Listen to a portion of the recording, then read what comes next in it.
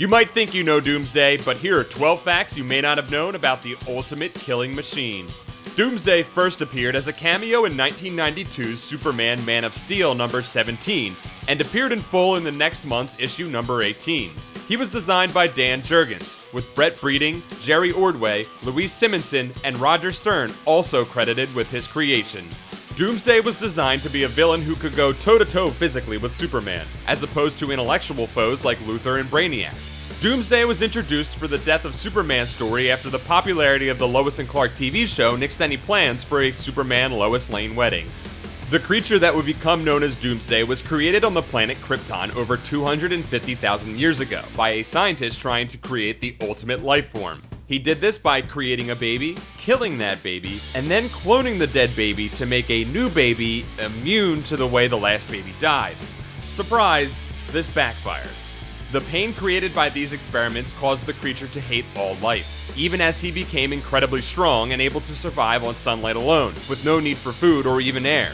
He retained the ability to come back from the dead stronger than ever before. After murdering his creator, this deadly lifeform went on an interplanetary killing spree, killing residents of Apokolips, armies of the warrior race of Kuns, and millions of Green Lanterns. Eventually, the inhabitants of the planet Calaton sacrificed much of their planet to defeat him, after which they shot him into space. If you said, space, but that's where Earth is! You're right. The deadly alien's casket crash lands on Earth, where he escapes and begins a rampage across the planet. The being known until now as the Ultimate gains the name Doomsday from Justice Leaguer Booster Gold, who likens the creature's presence to the end of the world.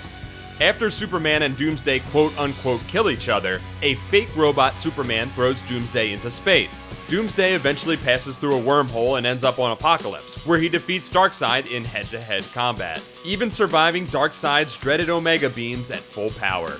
Despite having killed each other, Doomsday and Superman more or less team up to defeat the threat of Empyrex, destroyer of galaxies. Doomsday's battle against the bad guy was due to psychic Manchester Black manipulating his mind. Ultimately, Empyrex is too much for Doomsday and blasts him into a skeleton, never to be seen again.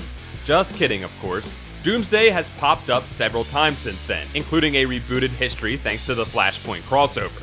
In his revised origin, Doomsday attacks Krypton when Superman's parents are young, before being thrown into the Phantom Zone by General Zod. After one battle in which Doomsday proves a greater threat than ever before, Superman rips Doomsday in half, after which Doomsday explodes into dust which Superman inhales. This causes Superman to slowly transform into Doomsday. Whoops.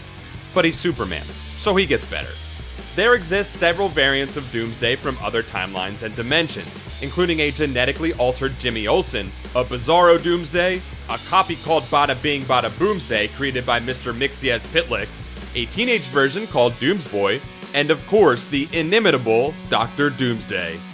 Doomsday has always been a popular villain in other media adaptations, appearing in the Justice League and the Legion of Superheroes cartoons, Smallville, and an eponymous movie.